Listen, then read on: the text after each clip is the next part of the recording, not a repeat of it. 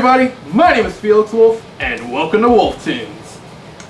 Well, it seems that 2015 has come to a close.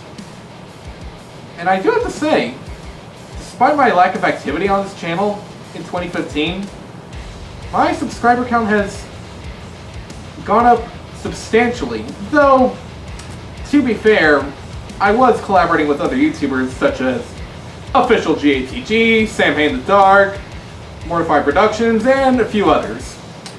I'll link some of those videos in the description for your viewing pleasure.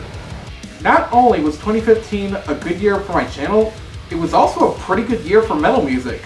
And today, I'm going to count down my personal top 5 favorite metal albums of 2015.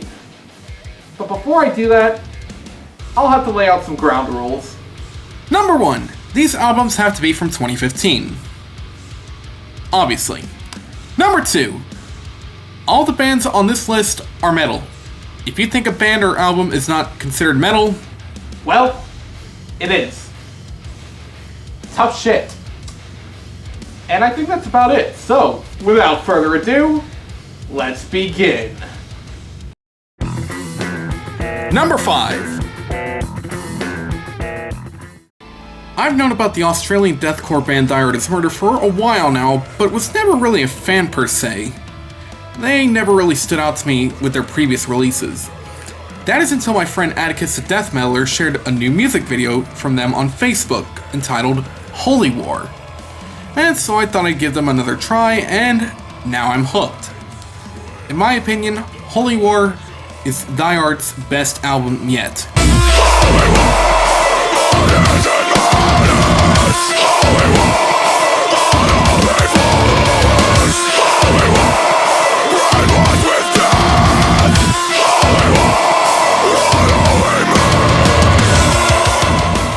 Released on June 26th via Nuclear Blast Records, Holy War touches up on themes such as war, religion, extremism, and pretty much every religion.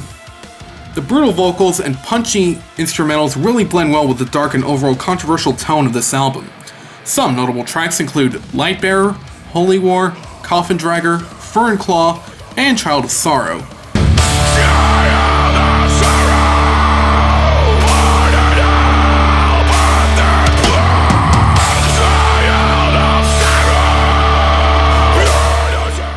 So if you're a deathcore fan, please give this album a listen. You won't be disappointed.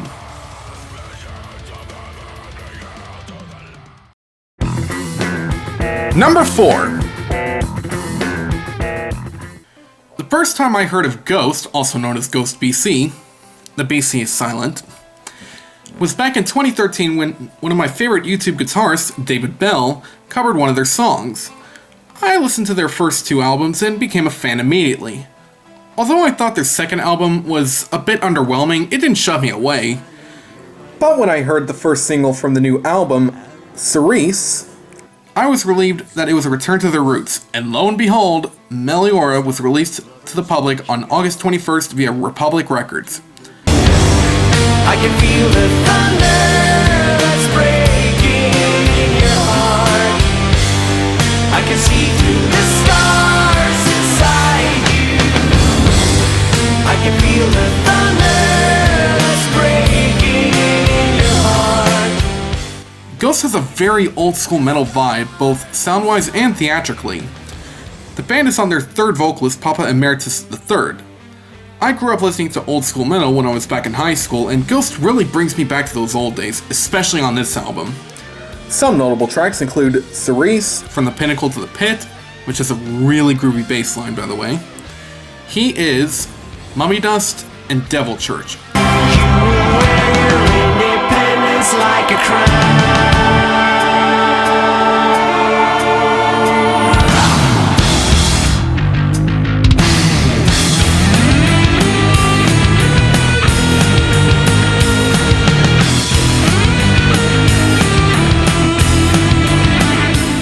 Overall, this is a great modern throwback to the artists that made metal what it is today.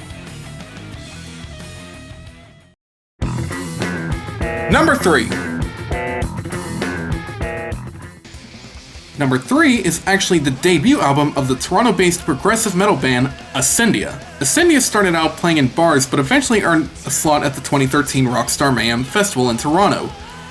Finally, on February 24, 2015, they released their debut studio album, The Lion and the Jester, independently via Bandcamp.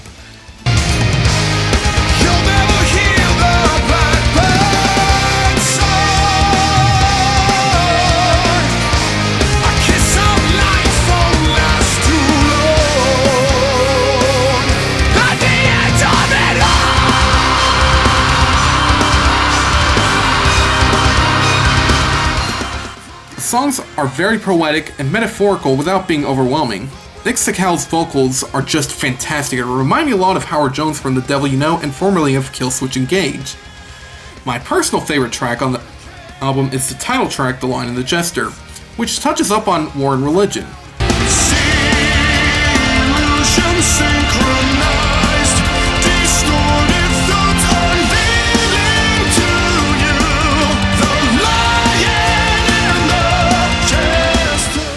I know Die Hard as Murder covered these topics in Holy War, but I think Ascendia covers them a lot less heavy-handedly.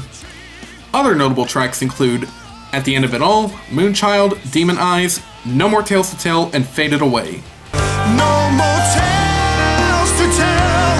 Hear him shout again. And the boy who cried assassin would rather see the wolf. Now the lions are carved in his grave. All I can say is, thank you Stoutmeister for getting me into this band.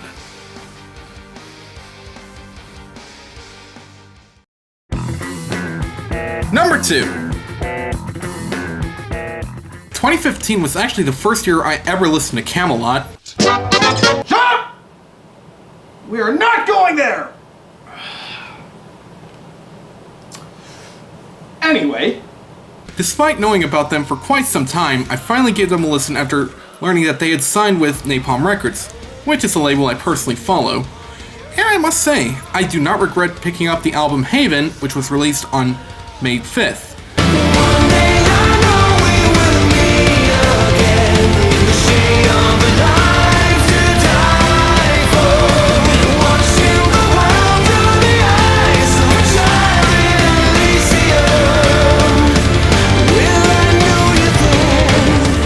I can honestly say that this is one of the best albums I've ever listened to. Every track on here is simply amazing, and I find myself coming back to it all the time. Tommy Karavig's amazing vocals combined with the guest vocalist range give this album a unique feel. And you may call me a dreamer, call me a fool, just a fool in you. Notable tracks include Insomnia, Veil of Elysium, Under Grey Skies, Liar Liar, Wasteland Monarchy, and Revolution. Haven was an experience unlike anything else this year. So with all the praise I'm giving this album, why isn't it number 1? Well, I'm about to explain. But first, these are the honorable mention.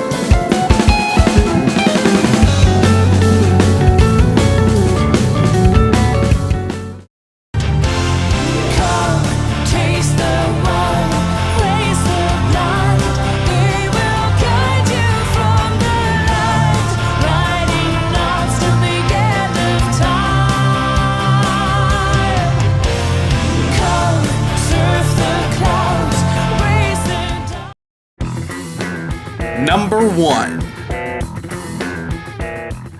And now, the number 1 album of 2015 is... Earthside, A Dreamin' Static.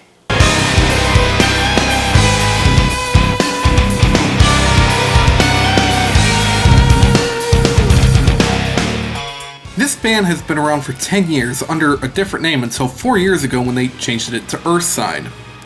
But it wasn't until October 23rd, 2015 when they officially released their debut album independently via Bandcamp. The first song I heard from them was an instrumental called The Closest I've Come, which is just 8 minutes of pure progressive bliss.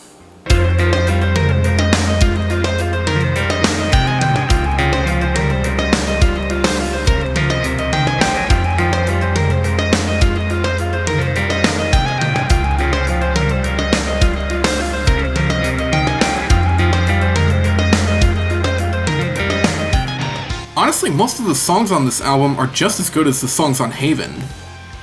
That is, except for one. One song was all it took to push this album to the top. Mob Mentality.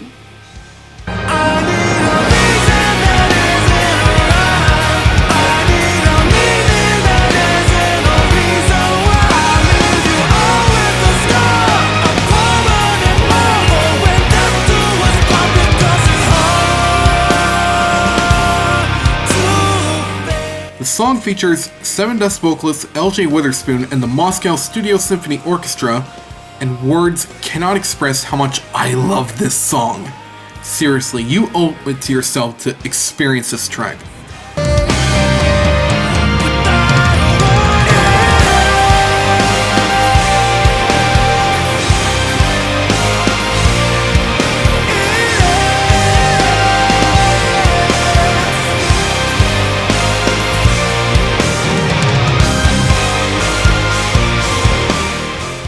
There's no way for me to describe this that would give this song any kind of justice.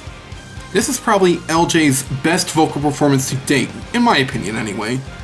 Mob Mentality is easily the standout track on this album, and that's no small feat considering the quality of the rest of the album. Other tracks include A Dreamin' Static, Skyline, Crater, and The Ungrounding.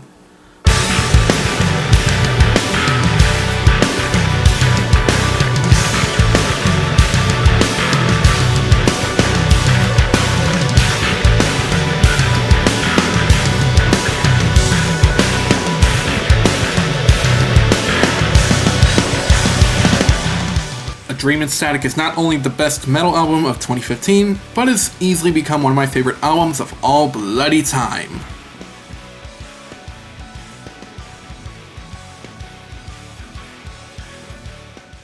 Thank you for watching, and thank you so much for the support despite the lack of uploads. My name is Felix Wolf, and I'll see you next time.